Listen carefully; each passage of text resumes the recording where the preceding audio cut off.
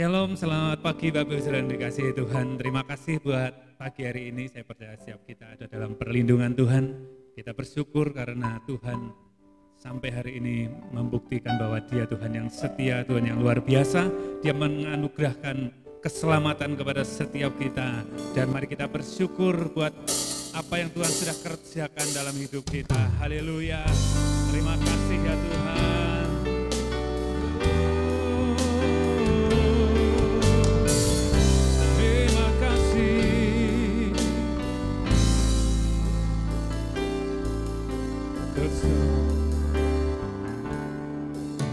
Keselamatan dari Allah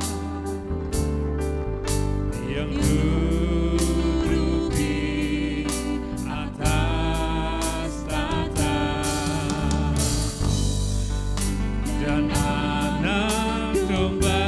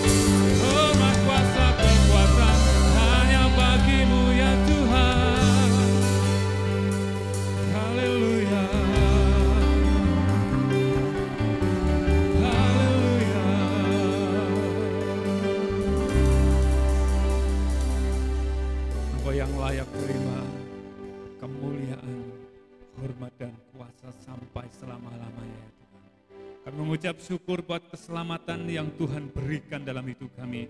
Kami tahu kami tidak mampu, kami tidak sanggup dengan kekuatan kami. Tapi karena anugerah-Mu ya Tuhan, keselamatan itu Engkau berikan kepada setiap kami. Sungguh kami bersyukur pada pagi hari ini ya Tuhan. Biar segenap hidup kami, tubuh, jiwa, dan roh kami persembahkan kepadamu, Allah kami yang hidup. Terima kasih Tuhan Yesus. Kami mau memuji Tuhan Kami memuji-Mu lebih lagi ya Tuhan. Berkati ibadah pagi hari ini. Di dalam nama Tuhan Yesus. Kami berdoa dan kami mengucap syukur. Kita katakan bersama-sama. Amin. Haleluya. Kuasa maut telah dikalahkan. Amin. Oleh darah anak domba Allah. Haleluya.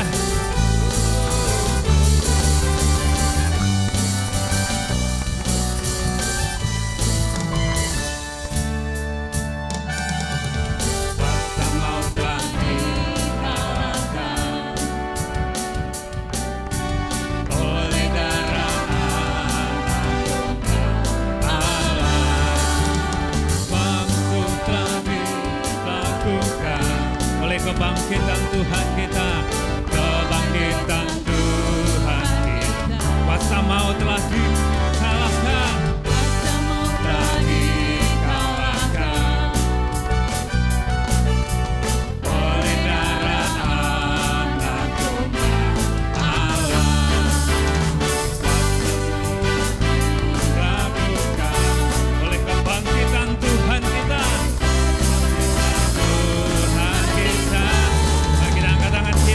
Yesus hidup, amin. Dia bangkit, Dia naik ke surga, Dia akan tempat bagiku. Yesus hidup, Dia bangkit, Dia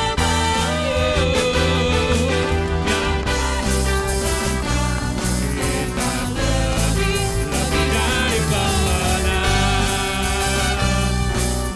Karena kebangkitan Tuhan, jadi lebih dari pemenang.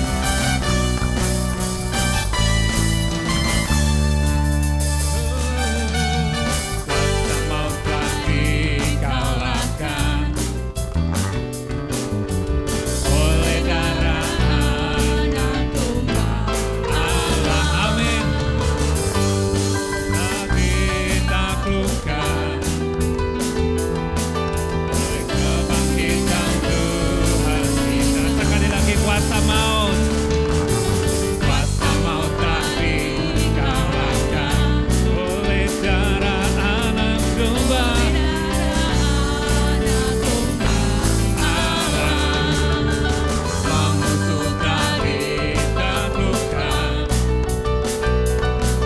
oleh kebangkitan Tuhan kita. Katakan, Yesus hidup, Dia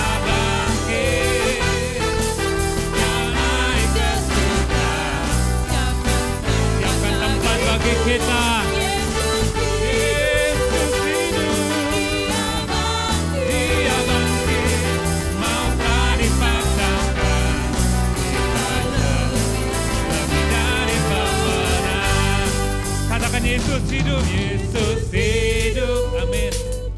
Dia bangkit, Dia naik ke surga, siapkan tempat bagiku.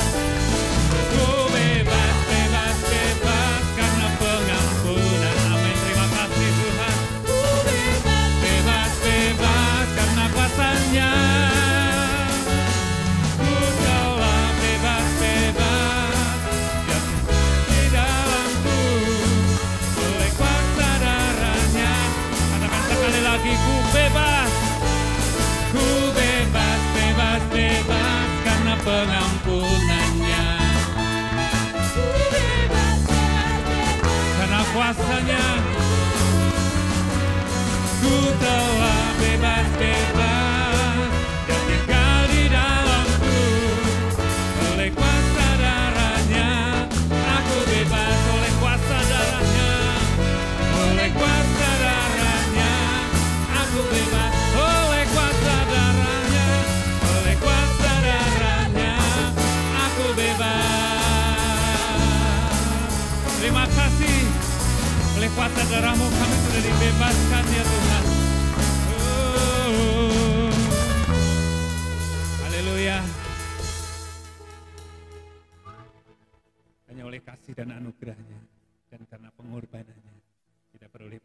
Amin, saudara. Mari kita sambut kebenaran firman Tuhan. Dia yang sudah mati menggantikan setiap dosa-dosa kita. Dan dia memberikan harapan kepada setiap kita dalam kesesakan.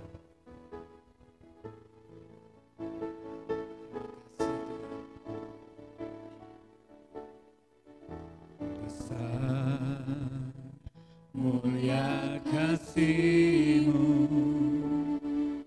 Kau kurbankan hidup-Mu, curahkan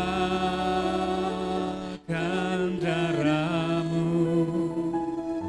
sebagai ganti dosaku.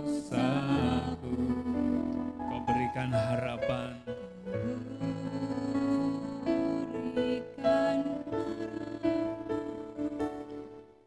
di dalam kesesakan. Agunglah perbuatan-Mu, agunglah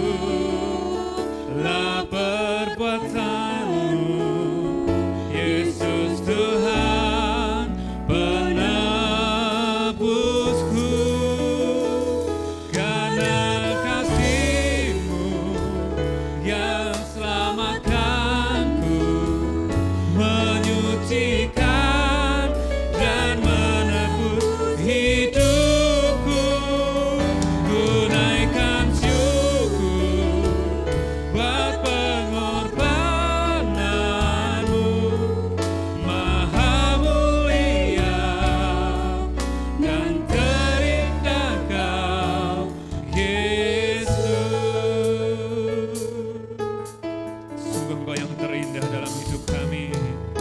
Besar mulia kasih, Kau korbankan hidupmu. Korbankan hidup. Terima kasih Tuhan, curahkan darah sebagai ganti dosa setiap kami. Sungguh kami bersyukur ya Tuhan. Kau berikan harapan di dalam kesesakan. Agunglah perbuatan-Mu, Yesus, Engkau penebusku.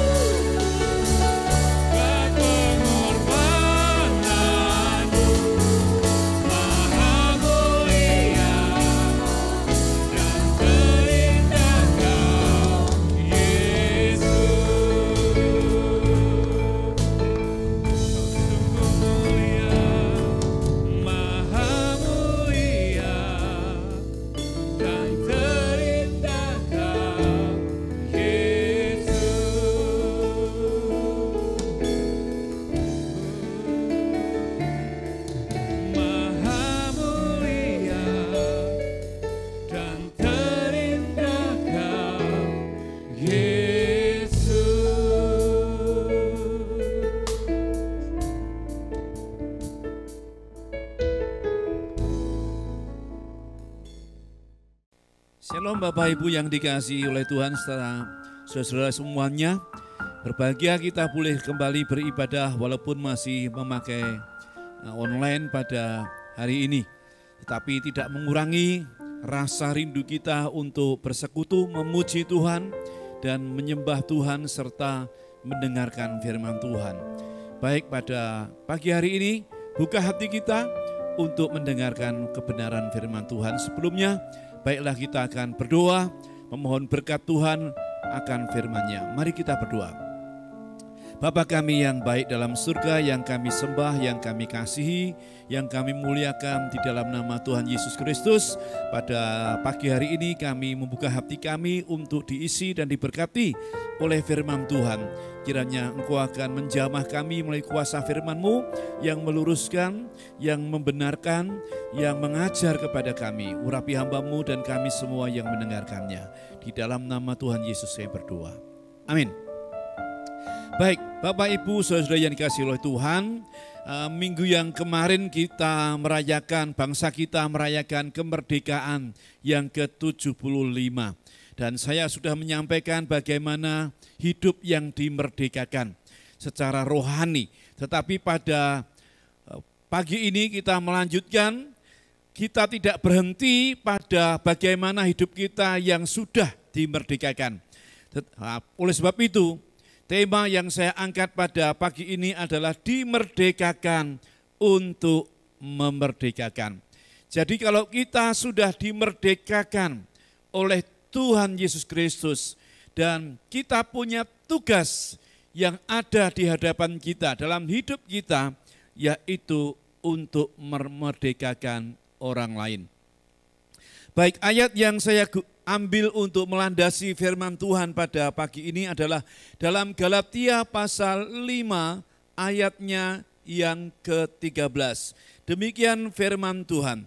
Saudara-saudara, memang kamu telah dipanggil untuk merdeka. Tetapi janganlah kamu mempergunakan kemerdekaan itu sebagai kesempatan untuk kehidupan dalam dosa. Melainkan layanilah seorang akan yang lain oleh kasih. Puji nama Tuhan. Saudara yang dikasihi oleh Tuhan, seperti yang sudah dituliskan oleh firman Tuhan dan yang kita alami, bahwa kita yang dulu menjadi orang berdosa, dulu kita menjadi tawanan dosa, namun karena anugerahnya yang diberikan oleh Tuhan kepada kita, maka kita menerima pengampunan dosa. Kita telah dibebaskan dari tawanan dosa dan kita menjadi benar-benar merdeka. Nah, saudara, Alkitab mengajarkan supaya setelah kita merdeka ada satu tindak lanjut, yaitu yang terdapat dalam ayat yang kita baca tadi. Hal ini juga terjadi dalam sejarah kemerdekaan Indonesia. Pada waktu founding father kita mendeklarasikan kemerdekaan, maka penjajah yang melepaskannya itu tidak rela. Makanya ada Perang Kles kedua, di mana Belanda datang kembali membonceng tentara yang lain untuk masuk kembali menjajah negara kita Indonesia yang sudah merdeka.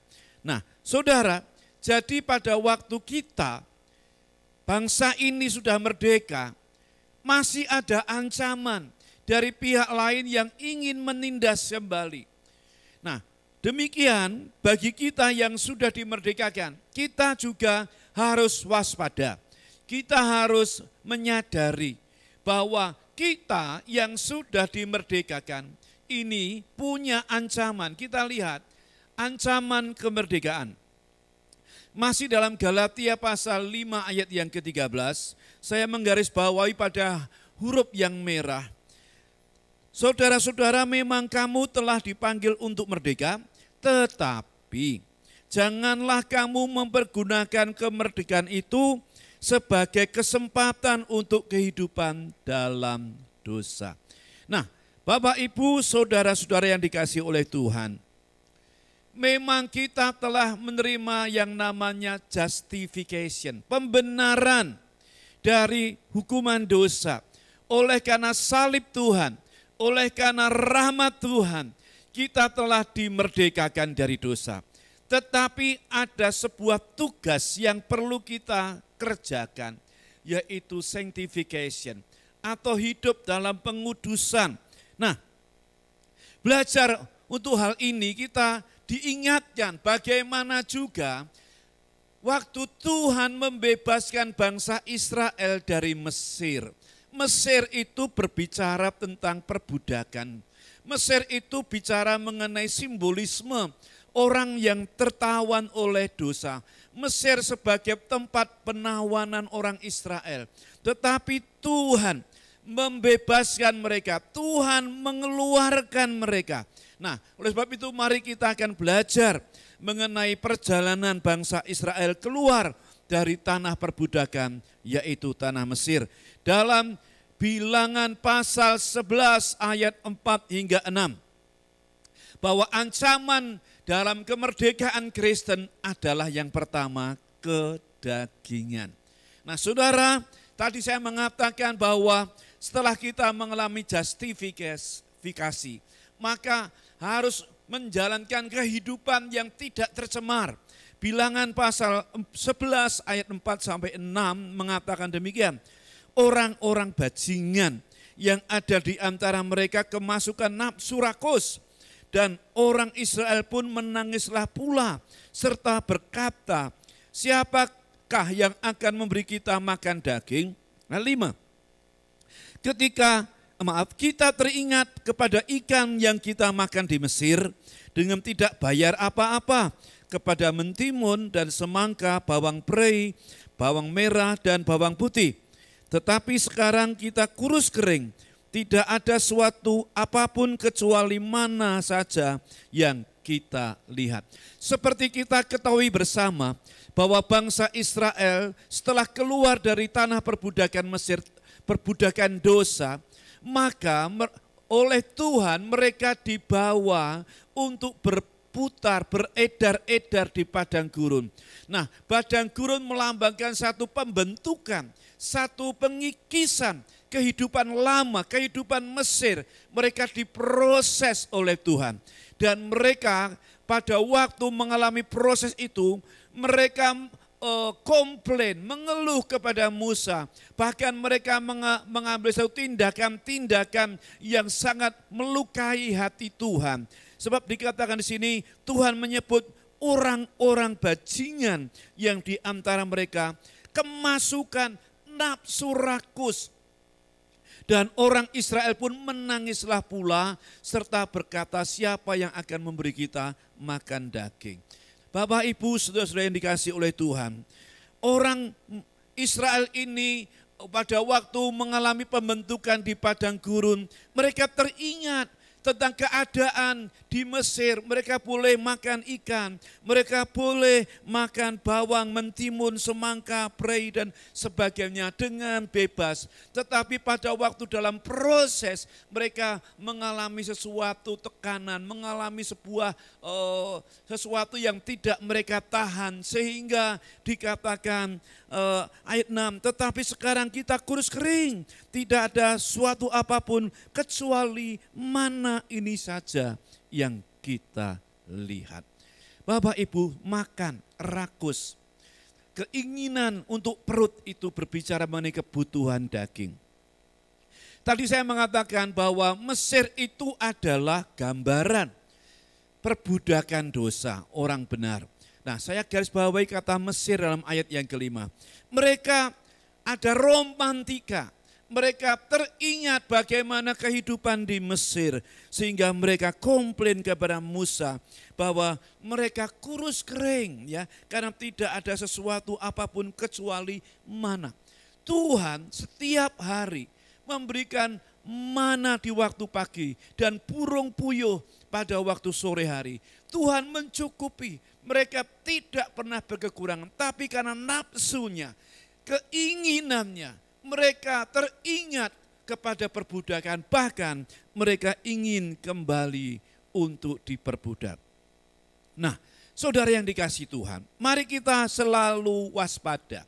Ingat selalu bahwa daging ini, selama kita hidup dalam dunia yang hidup tubuh daging ini, maka ada keinginan-keinginan daging. Dalam kitab Galatia pasal 5 jelas mengatakan bahwa keinginan daging itu membawa kepada maut. Kita walaupun masih tinggal di dalam daging, tetapi kita tidak menyerahkan tubuh kita kepada perbuatan-perbuatan daging. Supaya kita betul-betul bisa menikmati tentang pemeliharaan Tuhan, kemerdekaan yang Tuhan berikan itu. Nah, itu ancaman yang pertama, bahwa daging itu bisa menjadi musuh kita dan bisa menjadi jalan masuk iblis itu datang untuk kembali menawan kita, untuk menjajah kita, sehingga kita kembali kepada hidup lama kita. Nah, ada yang kedua ancaman yang dapat kita terima. Ancaman kedua adalah Tuhan lama itu, iblis, ingin kembali menjajah kita. Ya, itu terdapat dalam Injil Matius pasal 12 ayat 43 hingga 45. Dikatakan oleh Tuhan Yesus sendiri demikian, apabila roh jahat keluar dari manusia, ia pun mengembara ke tempat-tempat yang tandus, mencari perhentian, tetapi ia tidak mendapatnya. Ayat 44 dikatakan demikian. Lalu ia berkata, aku akan kembali ke rumah yang telah kutinggalkan itu. Maka pergilah ia dan mendapati rumah itu kosong, bersih tersapu dan rapi teratur. 45. Lalu ia keluar dan mengajak 7 roh lain yang lebih jahat daripadanya, dan mereka masuk dan berdiam di situ. Maka akhirnya keadaan orang itu lebih buruk daripada keadaannya semula. Demikian juga akan berlaku atas angkatan yang jahat ini. Bapak Ibu yang dikasihi oleh Tuhan, sudah diberitahu oleh Tuhan bagaimana pada waktu kita menerima kemerdekaan, kita dibebaskan dari cengkeraman kuasa kegelapan, kuasa setan, kuasa iblis. Maka kuasa kerajaan Allah itu akan turun. Dan setan sebagai Tuhan yang dulu tinggal dalam hidup kita akan pergi. Nah, lalu pada waktu setan itu pergi, ia pergi keluar. Lalu mencari tempat yang untuk ia bisa tinggal. Dan ia mengembara ke tempat-tempat tandus, tidak seenak pada waktu ia mendiami tubuh lamanya orang yang tertindas itu. Namun dikatakan tidak mendapatkannya. Lalu ia berkata, aku akan kembali ke rumah yang kutinggalkan itu. Maka pergilah ia dan mendapati rumah itu kosong. Haleluya. Inilah hal yang indah yang diberitahu oleh Yesus sendiri bagi kita yang telah dimerdekakan. Ingat, iblis tidak pernah diam. Iblis ingin kita akan dibawa kepada hukuman maut. Oleh sebab itu, iblis selalu mencari kesempatan. Ya, kalau kita melihat catatan dalam Alkitab bagaimana iblis menggoda Yesus lalu dikalahkan oleh firman Tuhan, maka ia mencari kesempatan yang baik. Di tempat lain juga demikian, iblis selalu mencari kesempatan. Kesempatan buat saya dan Bapak Ibu saudara-saudari. Kalau kita lengah saudara, jangan pernah kita berpangku tangan. Karena iblis itu akan mencari kesempatan untuk masuk. Apabila Bapak Ibu saudara-saudari dan saya membiarkan rumah yang dulu didiami iblis itu, lalu iblis keluar dan membiarkan rumah itu kosong. Nah, maka iblis akan datang kembali mengajak 7 temannya yang lebih jahat. Bayangkan, satu saja dulu dia telah memperdayakan kita. Kita menjadi tidak mampu ditawan, ditindas, diikat oleh kuasa dosa, oleh kuasa setan itu. Sekarang ia dikatakan membawa 7 kawannya. Jadi ada 8 oknum setan yang akan datang, merasuk, mengikat kita. Betapa parahnya orang yang membiarkan dirinya untuk membuka celah, membuka akses bagi iblis dan kawan-kawannya itu untuk menjajah kita kembali. Bab itu ini warning, ini peringatan. Anda dan saya setelah dimerdekakan kita tidak boleh stagnan, kita tidak boleh berhenti, kita tidak boleh mandek. Tapi kita perlu mengisi kemerdekaan itu seperti bangsa kita, ya. Ada upaya dari pemerintah penjajah yang dulu pernah menjajah ingin kembali, atau sekarang negara-negara yang mungkin terselubung ingin mendominasi, ingin menjajah bangsa kita yang dikenal dengan kekayaannya alam yang luar biasa, yang besar dan indah ini. Ada upaya-upaya negara tertentu yang ingin mencoba menguasai bangsa kita ini.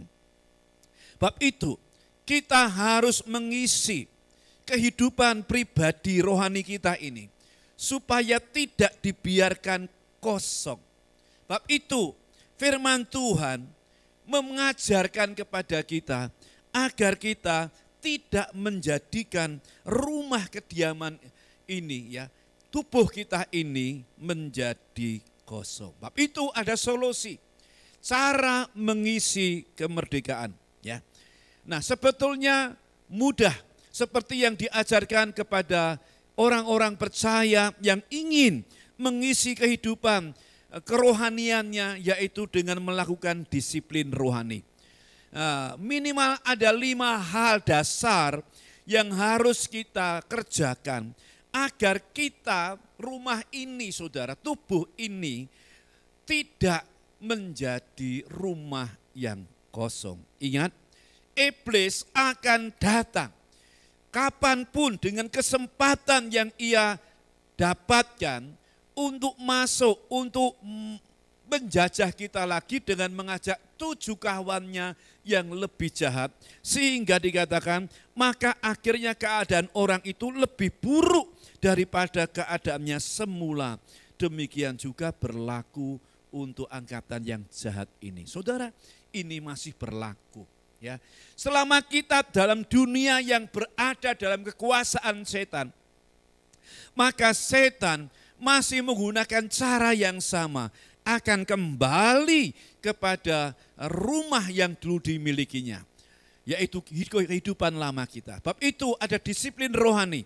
Yang pertama adalah membaca firman Tuhan. Saya mau bertanya, apakah Anda punya waktu, punya kedisiplinan setiap hari untuk makan makanan rohani, mana yang surgawi, yaitu firman Tuhan? Berapa waktu yang engkau berikan untuk hidupmu, ya, supaya engkau kuat di dalam Tuhan dan setan tidak dapat mengecoh kehidupanmu dengan menipu firman Tuhan. Yang kedua, Anda dan saya mesti berdoa. Tuhan mengatakan berjaga-jagalah 1 jam lamanya, ya, supaya kita kuat. Tidak ada pilihan lain bahwa sebagai orang percaya untuk mengisi kerohanian kita, yaitu kita wajib berdoa. Kembali kita tanyakan, berapa waktu yang engkau berikan untuk dirimu, saudara, bukan untuk Tuhan, ya. Karena dia tidak disembah tetap Tuhan. Engkau tidak berdoa kepada dia, dia tetap Tuhan. Kalau engkau dan saya berdoa, itu untuk kita karena kita memerlukan pertolongan Tuhan. Nah, berdoalah, karena dalam berdoalah itu kita dapat merasakan kebaikan Tuhan, pertolongan Tuhan. Yang ketiga, berpuasa. Rasanya ini juga sudah tidak relevan, ya. Zaman sekarang ini orang suka mencari kuliner, ya, makan makanan yang lezat. Maka ada orang Kristen yang kehidupannya berpuluh-puluh tahun jadi Kristen, tidak pernah yang melakukan namanya puasa. Alkitab mengatakan jenis ini tidak dapat diusir kecuali dengan doa dan puasa. Haleluya. Bapak, Ibu, saudara-saudara yang dikasihi oleh Tuhan, kita mungkin memanjakan kampung tengah kita, perut kita, dengan makanan-makanan yang lezat, nafsu yang rakus bahkan ya.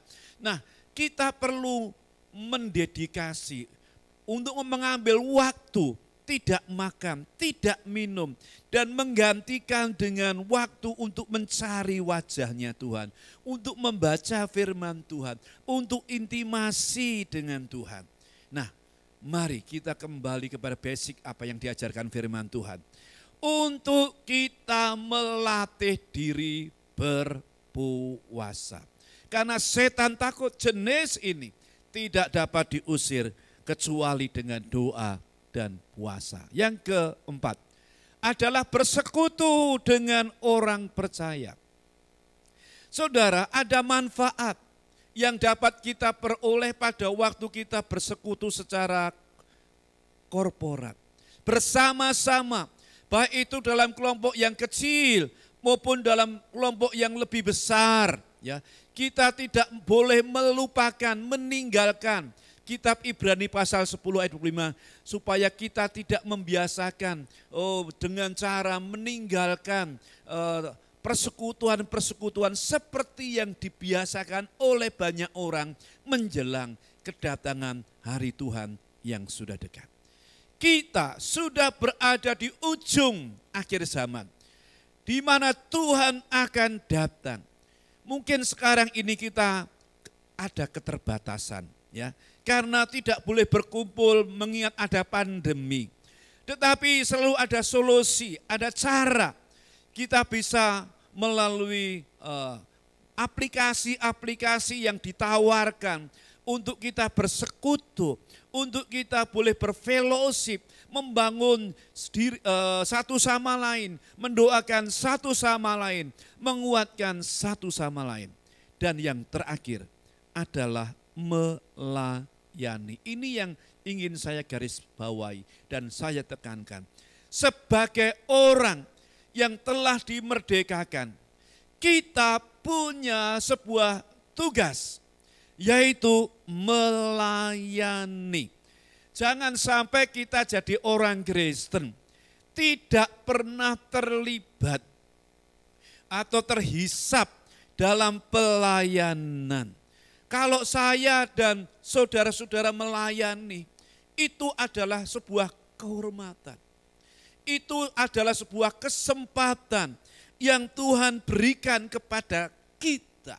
Mari kita belajar membalas cintanya Tuhan dengan cara kita melayani. Seperti yang disebut dalam kitab Galatia pasal yang kita baca tadi 5 ayat 13. Saudara-saudara, memang kamu telah dipanggil untuk merdeka. Tetapi janganlah kamu mempergunakan kemerdekaan itu sebagai kesempatan untuk kehidupan dalam dosa. Melainkan, layanilah seorang akan yang lain oleh kasih. Haleluya. Nah saudara, jadi untuk kita dapat mengisi kemerdekaan itu dengan sesuai tujuannya Tuhan yang telah menjadi pembebas yang sejati seperti yang saya sampaikan minggu yang lalu, maka kita mau melanjutkan kemerdekaan itu, mengisi kemerdekaan itu dengan cara melayani. Dalam Roma pasalnya yang pertama ayat 14 dan 15 dikatakan demikian. Paulus mengatakan, aku berhutang baik kepada orang Yunani maupun kepada orang bukan Yunani, baik kepada orang terpelajar maupun kepada orang tidak terpelajar. 15. Itulah sebabnya aku ingin untuk memberitakan Injil kepada kamu juga yang diam di Roma. Nah, kalau kita lihat konteks ini, betapa rindunya Paulus untuk dapat berkunjung kepada jemaat Tuhan yang ada di kota Roma. Roma adalah pusat dunia pada waktu itu. Karena dunia ada di bawah supremasi Romawi. Dan rupanya ada pertumbuhan yang luar biasa bagi gereja Tuhan. Ada banyak orang-orang percaya yang menerima Kristus sebagai juru selamatnya. Dan Paulus yang berada jauh di tempat yang lain, ia menuliskan suratnya betapa hatinya sangat rindu untuk pergi ke sana. Mengapa saudara? Karena ia menganggap dirinya sebagai orang yang berhutang, baik kepada orang Yahudi maupun Yunani, baik yang terpelajar maupun yang tidak terpelajar. Nah, kuncinya 15, itulah sebabnya aku ingin untuk memberitakan Injil kepada kamu yang diam di Roma. Haleluya. Saudara Bapak Ibu yang dikasihi oleh Tuhan. Apakah Bapak Ibu punya hati yang sama? Ya. Bahwa hatimu terusik pada waktu engkau berdiam diri. Engkau tidak terlibat, terhisap dalam pelayanan. Engkau tidak mempersembahkan jiwa-jiwa bagi kerajaan Allah yang mulia itu. Kesimpulannya, Bapak Ibu, hanya orang yang merasakan indahnya hidup dalam kemerdekaan yang akan punya beban bagi orang lain juga untuk dimerdekakan. Kalau kita benar-benar mengalami indahnya hidup dalam kemerdekaan, maka saya yakin saya dan Bapak Ibu saudara-saudari akan punya hati yang sama supaya orang lain menikmati apa yang kita nikmati.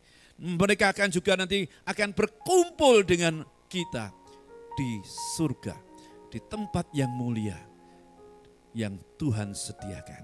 Saya men-challenge, menantang Bapak Ibu.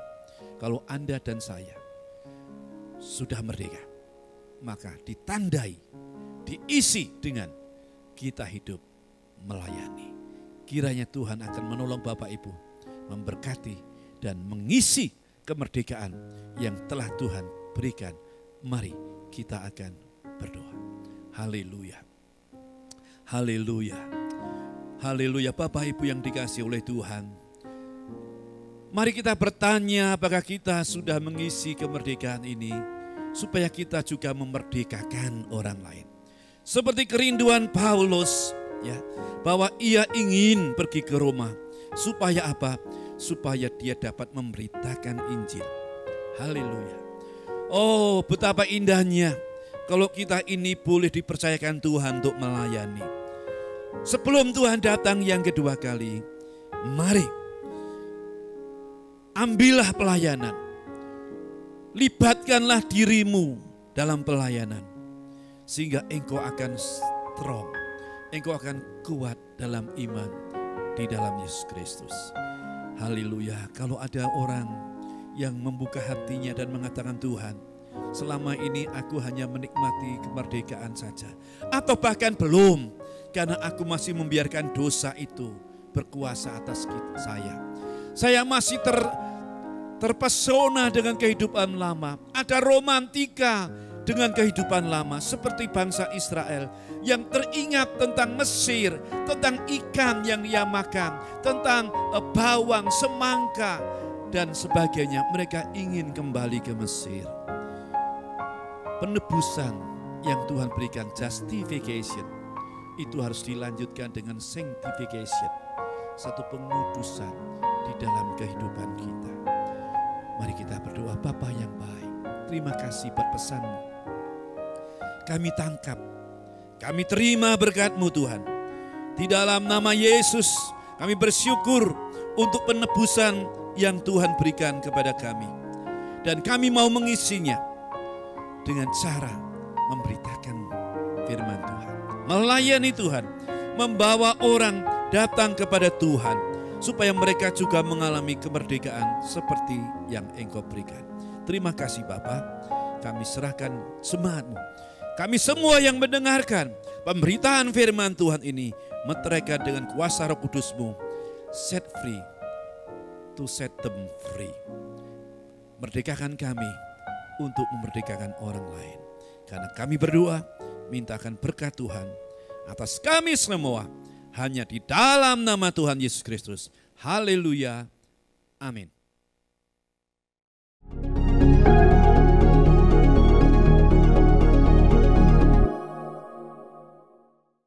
Bapak Ibu yang dikasihi oleh Tuhan, sebelum kita menyelesaikan ibadah kita pada hari ini, minggu ini yang indah ini, kita mendengarkan pengumuman. Yang pertama, nanti setelah ibadah ini juga akan diputarkan satu program sekolah minggu. Jangan lupa bawa anak-anak kita sejak dini kepada Tuhan. Dan pakailah media ini untuk di tengah-tengah kita mengalami keterbatasan supaya anak-anak kita boleh mendengar firman Tuhan, bertumbuh di dalam iman. Yang kedua adalah apabila Bapak Ibu ingin memberikan persembahan sebagai cinta kita kepada Tuhan karena kita telah diberkati oleh Tuhan, ada nomor rekening yang dapat dipakai untuk mentransferkan uang kita atau aplikasi yang sudah digunakan untuk Bapak Ibu dapat memberikan persembahan bagi pekerjaan Tuhan. Kiranya Tuhan memberkati Bapak Ibu yang dengan sukacita berkorban bagi pekerjaan Tuhan. Yang ketiga, kita jangan lupa pemuritan. Kami sedang membahas tentang menyisipkan pemuritan dengan satu topik tentang akhir zaman. Kita ya disebutkan kalau membaca buku lah itu bukan lagi masih bab berapa, tapi sudah menunjuk pada referensi buku-buku pendukung, saudara. Artinya sudah bagian yang paling akhir. Sebentar Tuhan datang. Jangan sampai kita ketinggalan. Mari ikut pemuritan. Kita membuka kelas baru bagi yang ingin ikut pemuritan. Semua harus bayar harga, saudara. Tidak gampang. Jadi Kristen gampang, jadi murid tidak gampang. Ada harga yang harus dibayar. Daftarkanlah kepada Bapak Aris atau pekerja gereja. Anak saya juga sudah bisa mendaftarkan supaya kami akan atur waktunya. Tuhan memberkati. Baiklah, mari kita berdoa. Berdoa buat keluarga Bapak Ibu Hernanto yang sedang dirawat karena sakit, biar Tuhan akan menjamah. Berdoa buat semua jemaat, saudara-saudara Bapak Ibu yang memerlukan Tuhan. Angkat tanganmu, buka hatimu, datang kepada Tuhan. Bapa yang di surga, pada pagi ini kami sembahyang buat kekasih kami Bapak Ibu Hernanto yang sedang sakit. Tuhan, kami percaya tidak ada hal yang mustahil. Engkau dapat menyembuhkan, Engkau mengangkat semua sakit penyakit yang ada dalam Bapak Ibu Hernanto. Terima kasih Tuhan. Berkati juga anak-anaknya Desi dan Dila. Terima kasih Tuhan. Berkati kami semua jemaat-Mu di GBPK CWS Semarang ini. Dari pribadi lepas pribadi, keluarga lepas keluarga. Tuhan akan berikan damai sejahtera, kecukupan. Karena kami domba-Mu dan Engkaulah gembala yang baik. Lindungi kami dari yang jahat. Tutup bungkus kami dengan darah-Mu. Dan kirimkanlah para malaikat-Mu yang berpengawal untuk menjagai kami. Terpujilah nama-Mu Tuhan. Berkati kami, tubuh, jiwa, dan roh kami. Tak lupa juga kami mendoakan buat bangsa dan negara kami. Berkati bangsa dan negara kami. Selamatkanlah. Lawatan Tuhan diberikan. Pertolongan Tuhan diturunkan ke atas bangsa dan negara kami. Berkati Presiden kami Bapak Jokowi dengan para anggota kabinetnya untuk membawa kebaikan atas negara kami. Terima kasih Tuhan, biar Undang-Undang Dasar 45 dan Pancasila dapat ditegakkan menjadi dasar negara kami. Terima kasih Bapak.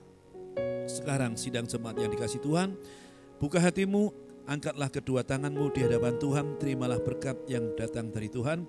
Tuhan memberkati engkau dan melindungi engkau. Tuhan menyinari engkau dengan wajah-Nya dan memberi engkau kasih karunia. Dan Tuhan menghadapkan wajah-Nya kepadamu dan memberi engkau damai sejahtera. Kiranya Tuhan yang ada di tempat tinggi, dengan kasih yang datang dari Bapa, turun kepadamu. Anugerah di dalam Tuhan Yesus Kristus akan kita terima. Dan persekutuan dari Roh Kudus menyertai kita sampai Tuhan datang yang kedua kali. Maranatha. Biarlah semua yang percaya bersama-sama mengatakan amin. Kemuliaan bagi Tuhan. Amin.